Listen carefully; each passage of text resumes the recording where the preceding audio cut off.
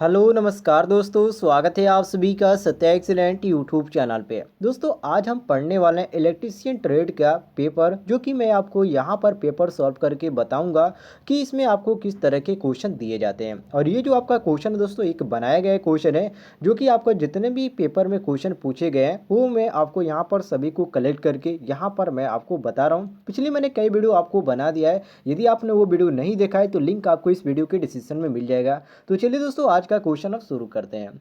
Question number 73 है। कह रहा है क्वेश्चन कि किसी भी ट्रांसफार्मर में अधिकतम क्षमता प्राप्त करने के लिए शर्त क्या है। तो देखिए दोस्तों, ट्रांसफार्मर में अधिकतम क्षमता मतलब कि यहाँ पर मैक्सिमम एफिशिएंसी की बात कर रहा है, तो उसे प्राप्त करने के लिए कॉपर हानि लौह हानि के बराबर होनी चाहिए। मतलब कि दक्षता को, जिसको हम लेंडा के अनुसार इसको व्यक्त करते हैं, तो इसमें आपका दक्षता बराबर होता है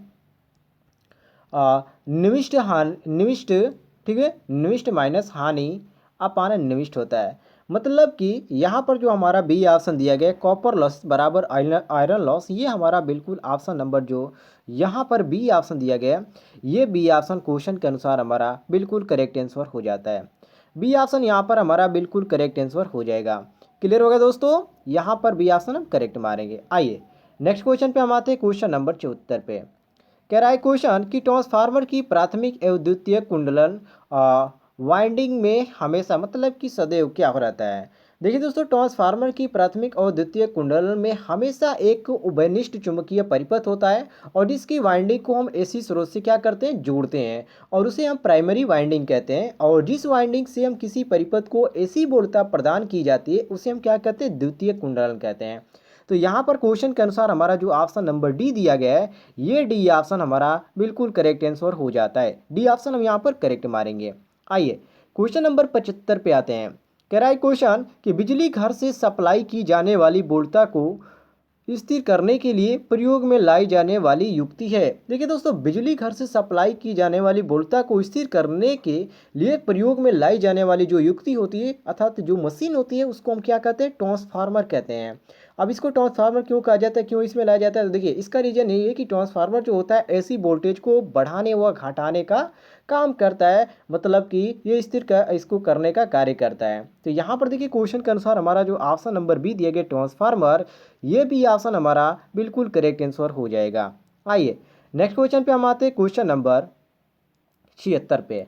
कह रहा है क्वेश्चन कि घरेलू ऊर्जा मीटर को पढ़ा जाता है। आप सभी को मालूम है दोस्तों, घरेलू ऊर्जा मीटर को हमेशा किलोवाट घंटा में पढ़ा जाता है। और इसमें से हमको क्या मालूम चलता है, इससे ये हमें पता चलता है कि एक घंटे में उपभोक्ता द्वारा कितनी एनर्जी की खपत की गई है। और ऊर्जा मीटर को एकीकृत मतलब कि इसमें कितना इंटीग्रेटेड प्रकार का यंत्र है आपका, मतलब एकीकृत प्रकार का इसमें आपका यंत्र होता है जो कि इसको काउंट किया जाता है। और इसका काउंट करने का जो सूत्र होता है, ई बराबर पी गुणे टी होता है। ठीक है, एनर्जी बराबर पावर गुणे आपका समय हो जाता है।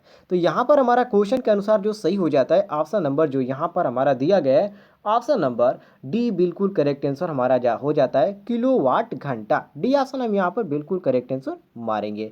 चलिए नेक्स्ट क्वेश्चन पे हम आते हैं, क्वेश्चन नंबर 77 पे। कह रहा है क्वेश्चन माइक्रोफोन खाली स्थान प्रकार का ट्रांजिस्टर है, श्यानता या पीएच या चालकता या दाब। तो दोस्तों आप ध्यान रखिएगा, माइक्रो जो फोन होता है वो दाब प्रकार का एक ट्रांजिस्टर होता है, जिसका मतलब कि ट्रांजिस्टर वो आपका युक्ति होता है जो कि एक सौरभ की ऊर्जा को दूसरे सौरभ में रूपांतरित करता है। मतलब कि जो ट्रांजिस्टर होता है किसी भी प्रकार की ऊर्जा को किसी अन्य प्रकार की ऊर्जा में क्या करता है, रूपांतरित करता है। जैसे कि आपका माइक्रोफोन हो गया, और फोटोलेस हो गया, और यहाँ पर विद्युत थर्मोमीटर हो गया, विद्युत हीटर हो गया, या बहुत सारी इसमें मशीन के अंतर्गत इसके अंतर्गत आती हैं। तो यहाँ पर क्वेश्चन के अनुसार हमारा ऑप्शन नंबर डी बिल्कुल करेक्ट आंसर हो जाता है। डी ऑप्शन यहाँ पर हम बिल्कुल करेक्ट मारेंगे। आइए क्वेश्चन नंबर 78 पे आते हैं। कह रहा है क्वेश्चन कि वह परिणामित्र जो रेखीय गति को विद्युतीय संकेतों में बदलता है कहलाता है आरवीडीटी या तापांतर मापी या एलवीटीडी या यहाँ पर थायरिस्टर दिया गया। तो दोस्तों देखिए, वह परिणामित्र मतलब कि वो ट्रांसफार्मर जो रेखीय गति को विद्युतीय संकेतों में बदलता है एलवीटीडी है। और एलवीटीडी जो होता है बहुत ही एक प्रचलित प्रेरकत्व पाठ्यक्रम है। और इसमें जो आपका क्या होता है, इसमें 3 कुंडलियां होती है जो कि एक ही बेलनाकार फार्मर पर लिपटी होती हैं। तो इसको भी ध्यान रखिएगा। तो यहाँ पर क्वेश्चन के अनुसार हमारा सी ऑप्शन बिल्कुल करेक्ट आंसर हो जाता है LVTD। यदि दोस्तों आप ध्यान से देखेंगे तो आपको सारे क्वेश्चन समझ में आ जाएंगे, अन्यथा आप इसको यहाँ पर स्किप कर करके देखते रहेंगे तो आपको एक भी क्वेश्चन समझ में नहीं आएगा और बाद में आप कहेंगे कि अच्छा नहीं लगा। तो देखिए नेक्स्ट क्वेश्चन पे हम आते हैं, क्वेश्चन नंबर 79 पे। कह रहा है क्वेश्चन की हिस्टैरिसीस और भंवर धारा हानियां निम्नलिखित में न्यूनतम होती है, मतलब कि सबसे कम किस में होती है, क्वेश्चन पूछने का ये मतलब है। तो दोस्तों आप सभी को मालूम है जो हिस्टैरिसीस हानि और जो भंवर धारा हानि होती है ये गतिमान कुंडली में होती है। ये आपका स्थिर चुंबकीय में जो होता है ये आपका बहुत ही न्यूनतम मतलब कि बहुत ही कम होता है, किसमें, तो यहाँ पर जो आपका दिया गया है गतिमान कुंडली अर्थात अस्थायी चुंबक में। तो यहाँ पर सी ऑप्शन हमारा बिल्कुल करेक्ट आंसर हो जाता है। चलिए नेक्स्ट क्वेश्चन पे आते हैं, क्वेश्चन नंबर 80 पे। कह रहा है क्वेश्चन कि मूविंग आयरन यंत्रों में डिफ्लेक्शन टॉर्क समानुपाती होता है, मतलब ये किसके समानुपाती होता है। तो देखिए दोस्तों मूविंग आयरन यंत्रों में जो डुप्लेक्शन और टार्क होता है वो धारा के वर्ग के क्या होता है समानुपाती होता है। और इसमें हमारा कौन सा दिया गया है, तो यहाँ पर देख सकते हैं हमारा ऑप्शन नंबर यहाँ पर ए ही दिया गया बिल्कुल करेक्ट आंसर, अर्थात स्क्वायर ऑफ करंट के क्या होता है ये आपका समानुपाती होता है। तो ए ऑप्शन यहाँ पर हम करेक्ट मारेंगे। चलिए क्वेश्चन नंबर 81 पे हम आते हैं। कह रहा है क्वेश्चन कि प्रतिरोध का यथार्थ मान मापने के लिए निम्नलिखित में से किस विधि का प्रयोग किया जाता है, लॉरेंट्ज विधि या रेल विधि या ओम नियम विधि या व्हीटस्टोन ब्रिज विधि। तो दोस्तों देखिए व्हीटस्टोन जो ब्रिज विधि होता है इसमें केल्विन ब्रिज और जो होता है और इसमें एक और होता है मेगर होता है और भी बहुत सारे इसमें होते हैं जिसके अंतर्गत ये भी आते हैं। और इसमें जो आपका क्या होता है जो इसमें मेगर ब्रिज होता है इसके द्वारा भी रेजिस्टेंस का माप किया जा सकता है। और इसमें जो शेयरिंग ब्रिज होता है और जो एक और भी होता है जिसको हम कैपेसिटेंस बोलते हैं, और एक डाइलेक्ट्रिक होता है और एक लॉस होता है, ये फ्रीक्वेंसी का मापन किया जाता है इसके द्वारा। तो यहाँ पर क्वेश्चन के अनुसार हमारा ऑप्शन नंबर डी बिल्कुल करेक्ट आंसर हो जाता है। डी ऑप्शन यहाँ पर हम बिल्कुल करेक्ट आंसर मारेंगे। चलिए नेक्स्ट क्वेश्चन पे आते हैं, क्वेश्चन नंबर 82 पे। कह रहा है क्वेश्चन विद्युत ऊर्जा खपत नापने की सर्वोत्तम विधि है। पहला ऑप्शन दिया गया वोल्ट मापी, ताप धारा मापी, और यहाँ पर बी ऑप्शन दिया गया वोल्ट मापी, धारा मापी तथा स्टॉप वॉच, और सी ऑप्शन दिया गया वाट मीटर तथा स्टॉप वॉच, और डी ऑप्शन दिया गया एनर्जी मीटर। तो दोस्तों देखिए विद्युत ऊर्जा खपत नापने की जो सबसे सर्वोत्तम विधि है वो आपका एनर्जी मीटर है, और किलोवाट घंटा या विद्युत की खपत नापने वाला यंत्र आपका एनर्जी मीटर होता है। इसको भी आप ध्यान रखिएगा, ठीक है, इसको आप ध्यान रखिएगा, बहुत ही इंपॉर्टेंट आपका ये क्वेश्चन है। चलिए नेक्स्ट क्वेश्चन पे हम आते हैं, क्वेश्चन नंबर 83 पे। कह रहा है क्वेश्चन कि एक पॉलीफेज इंडक्शन मोटर आमतौर पर खाली स्थान होती है केवल स्लिप्ड केज अवस्था से शुरू, या बी ऑप्शन देंगे स्लो स्टार्टिंग, और सी ऑप्शन देंगे सेल्फ स्टार्टिंग नहीं, और डी ऑप्शन देंगे सेल्फ स्टार्टिंग। तो दोस्तों देखिए जो 3 फेज इंडक्शन मोटर होता है उसको पॉलीफेज भी कहा जाता है, मतलब कि पॉलीफेज इंडक्शन मोटर भी कहा जाता है। मैंने जब आपको 3 फेज इंडक्शन मोटर पढ़ाया था तो उसमें बताया था, कल ही आपका चैप्टर चल रहा था 3 फेज इंडक्शन मोटर, और आज आपका एक चैप्टर खत्म हो गया है। तो यहाँ पर नेक्स्ट चैप्टर आपको सिंगल फेज इंडक्शन मोटर से क्वेश्चन कराए जाएंगे। तो डेली रात आप 8 बजे तैयार भी रहा कीजिए, वहाँ पर आपको क्लास कराई जाती है। तो देखिए यहाँ पर जो क्वेश्चन कह रहा है पॉलीफेज इंडक्शन मोटर आमतौर पर खाली स्थान होती है, तो जो आपका ये 3 फेज इंडक्शन मोटर होता है उसी को हम क्या कहते हैं पॉलीफेज इंडक्शन मोटर कहा जाता है। और ये जो आपका मोटर होता है इसकी एक विशेषता है कि ये जो मोटर आपका सेल्फ स्टार्टिंग होता है, और जब स्टेटर को 3 फेज सप्लाई से जोड़ा जाता है तो उसमें एक तुल्यकालिक गति से घूमने वाला चुंबकीय जो क्षेत्र होता है या जिसको हम फ्लक्स कहते हैं वो आपका उत्पन्न हो जाता है। और ये जो फ्लक्स होता है वायु अंतराल के पार करके रोटर की सतह को स्पर्श करता हुआ रोटर चालकों को काटता हुआ इस प्रकार, और रोटर और जो स्टेटर होता है उसमें उत्पन्न चुंबकीय क्षेत्र में एक प्रारंभिक क्रिया के रूप में ये आपका रोटर घूमने लगता है क्षेत्र की दिशा में। तो यहाँ पर क्वेश्चन के अनुसार हमारा सही हो जाता है ऑप्शन नंबर जो डी दिया गया है सेल्फ स्टार्टिंग, ये हमारा डी ऑप्शन क्वेश्चन के अनुसार बिल्कुल करेक्ट आंसर हो जाता है। चलिए नेक्स्ट क्वेश्चन पे आते हैं, क्वेश्चन नंबर 84 पे। कह रहा है क्वेश्चन प्रेरण मोटर निम्नलिखित पर चलती है। वेरी वेरी इंपॉर्टेंट क्वेश्चन है। जो इंडक्शन मोटर होता है वो किस रूल के अंतर्गत चलता है, क्वेश्चन पूछने का मतलब ये है। तो देखिए दोस्तों आप हमेशा ध्यान रखिएगा जो प्रेरण मोटर होता है वो हमेशा तुल्यकालिक स्पीड से कम पर ही चलती है, मतलब सिंक्रोनस स्पीड से कम पर चलती है। तो यहाँ पर आपका जो बी ऑप्शन दिया गया है ये बी ऑप्शन हमारा क्वेश्चन के अनुसार बिल्कुल करेक्ट आंसर हो जाता है। क्लियर हो गया दोस्तों। आइए नेक्स्ट क्वेश्चन देखते हैं, क्वेश्चन नंबर यहाँ पर 85 को। कह रहा है क्वेश्चन कि 20 किलोवाट 4 पोल 400 वोल्ट 60 हर्ट्ज 3 फेज 1728 आरपीएम प्रेरण मोटर को 400 वोल्ट 50 हर्ट्ज सप्लाई से चलाया जाता है, तो मोटर क्या होगा। चलेगी या जल जाएगी, ये 1728 आरपीएम पर चलेगी, या डी ऑप्शन दिया गया है कि 1728 आरपीएम से कम पर चलेगी। तो इसको तो हमको निकालना पड़ेगा, तभी आप समझ पाएंगे। देखिए इसका सूत्र होता है, मैंने आपको कई वीडियोज़ के माध्यम से बताया था। इसका सूत्र होता है क्या, एन एस बराबर, यहाँ मैं लिख देता हूँ, एन एस बराबर इसका होता है 120 गुणे एफ अपान पी होता है, जिसमें दोस्तों पोलों की संख्या इसमें 4 दे दिया गया है, और इसमें आपका जो दिया गया है फ्रीक्वेंसी का मान 50 दिया गया है। यदि नहीं भी दिया होता तो हम एफ का मान 50 रख देते, लेकिन यहाँ पर फ्रीक्वेंसी का मान हमको 60 दिया गया, इसलिए हम 50 ना रख कर यहाँ पर 60 रखेंगे। पहले 60 रखेंगे, उसके बाद निकालने के बाद हम इस पर 50 पे निकालेंगे।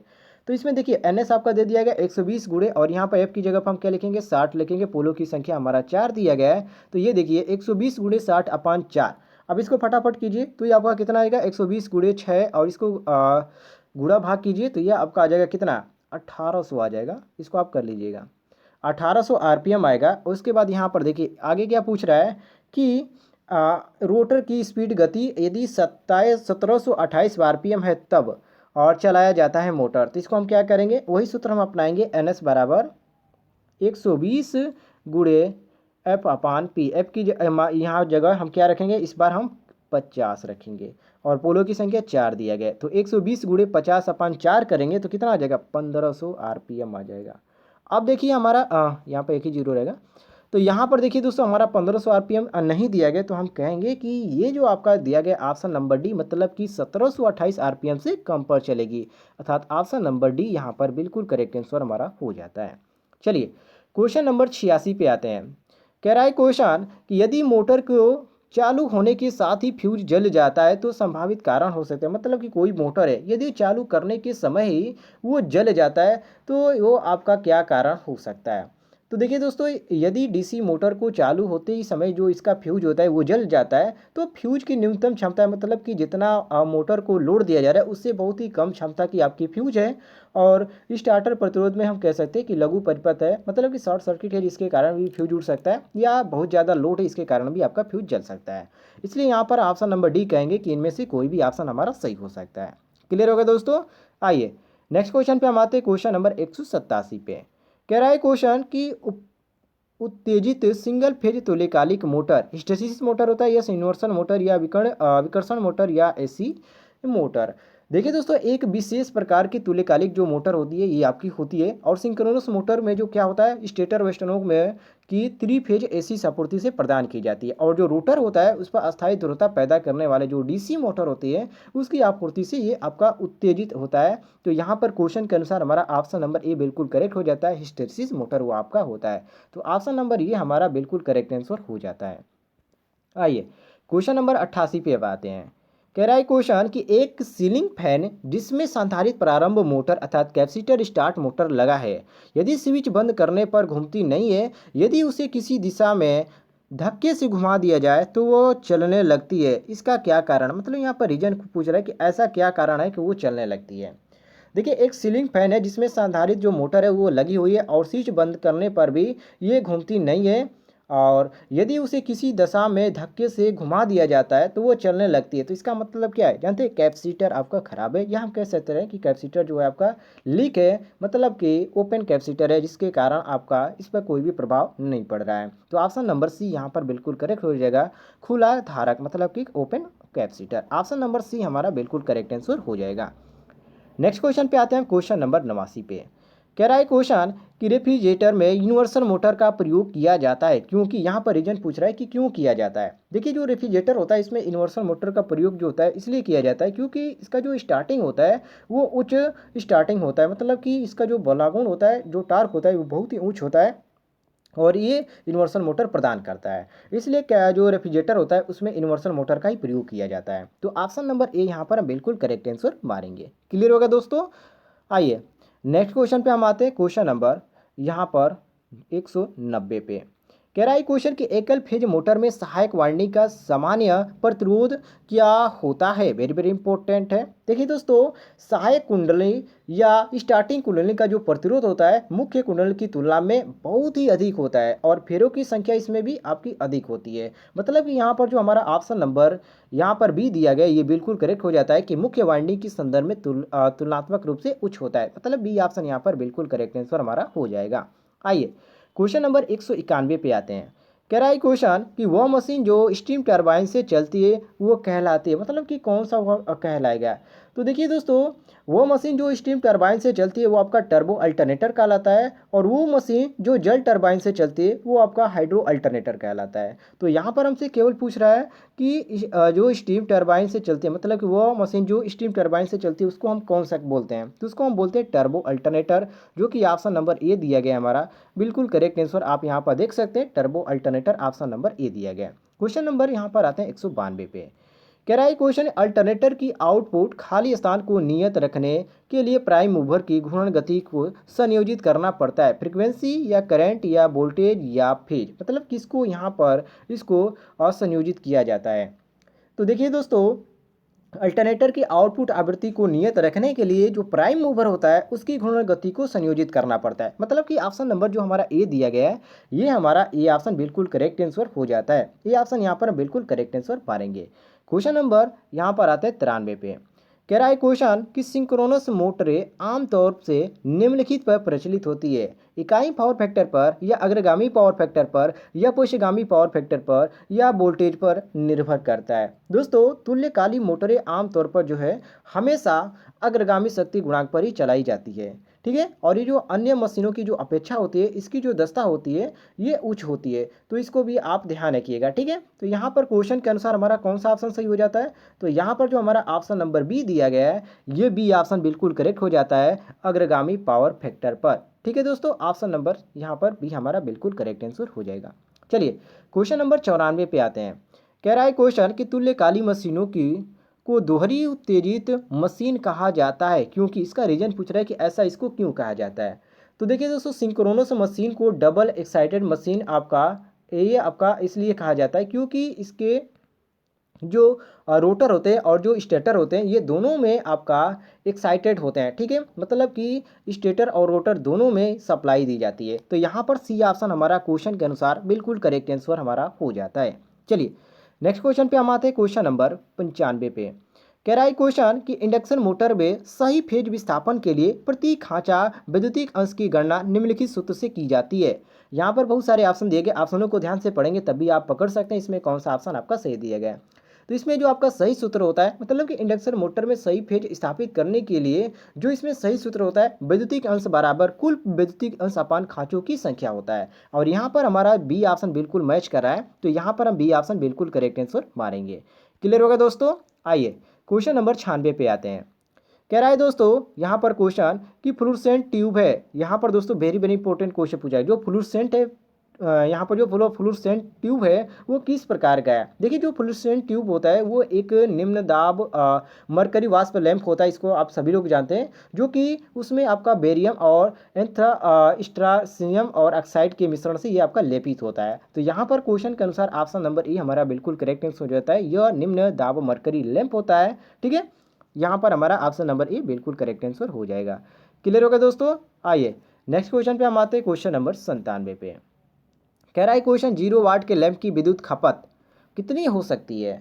देखिए दोस्तों, जीरो, ठीक है, बहुत ही इंपॉर्टेंट क्वेश्चन पूछा गया है। 0 वाट के लैंप की जो विद्युत खपत होती है लगभग 5 से 7 वाट होती है। और इसमें आपका जो दिया गया ऑप्शन नंबर बी 5 से 7 वाट वो हमारा ऑप्शन नंबर बी दिया गया बिल्कुल करेक्ट आंसर। आगे बढ़ते हैं क्वेश्चन नंबर 98 पे।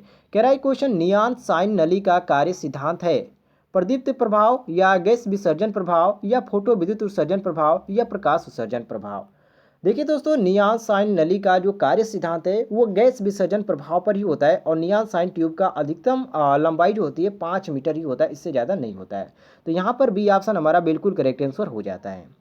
क्वेश्चन नंबर 99 पे आते हैं। कह रहा है क्वेश्चन की साधारणतः तापन साधनों में प्रयुक्त विद्युत केबल में विद्युत शक्ति की कुछ क्षति हो जाती है, जिसका कारण क्या, मतलब कि कुछ हानि हो जाती है। सभी को मालूम है उसमें हानि होती है, लेकिन उससे क्या होता है, तो देखिए दोस्तों, जो आपका तापन होता है, जो कि जो विद्युत में तापन होता है उसमें साधन में जो विद्युत केबल होती है उसमें विद्युत शक्ति की कुछ क्षति हो जाती है, जिसका कारण हमें विद्युत धारा जनित उष्मा और केबल में धारा प्रवाह के कारण ये होता है। यहाँ पर जो हमारा बी ऑप्शन दिया गया बिल्कुल करेक्ट आंसर दिया गया, विद्युत धारा और जनित उष्मा। ये बी ऑप्शन हमारा बिल्कुल करेक्ट आंसर हो जाता है। क्वेश्चन नंबर 200 पे आते हैं। नीचे है आपका कि हाइड्रो इलेक्ट्रिक ऊर्जा स्रोत का उपयोग किन स्थानों पर किया जा सकता है। वेरी वेरी इंपॉर्टेंट है। देखिए हाइड्रो इलेक्ट्रिक जो ऊर्जा स्रोत है उसका जो उपयोग है पहाड़ी इलाकों में किया जाता है, और इस प्रकार के जो ऊर्जा स्रोत हैं उनके द्वारा पर्याप्त मात्रा में ही जल की उपलब्धि होती है, और इस स्थिति में इसी के ही ऊर्जा उत्पादन किया जाता है। तो यहाँ पर बी ऑप्शन हमारा बिल्कुल करेक्ट आंसर हो जाता है, पहाड़ी इलाकों में। बी ऑप्शन करेक्ट मानेंगे। बाकी दोस्तों आज के लिए इतना ही क्वेश्चन कवर किए गए। डेली रात 8 बजे आपको लाइव क्लास पढ़ाई जाती है, तो आप उस क्लास में भी भाग लीजिएगा। तो मिलते हैं दोस्तों नेक्स्ट वीडियो में, तब तक के लिए जय हिंद, वंदे मातरम।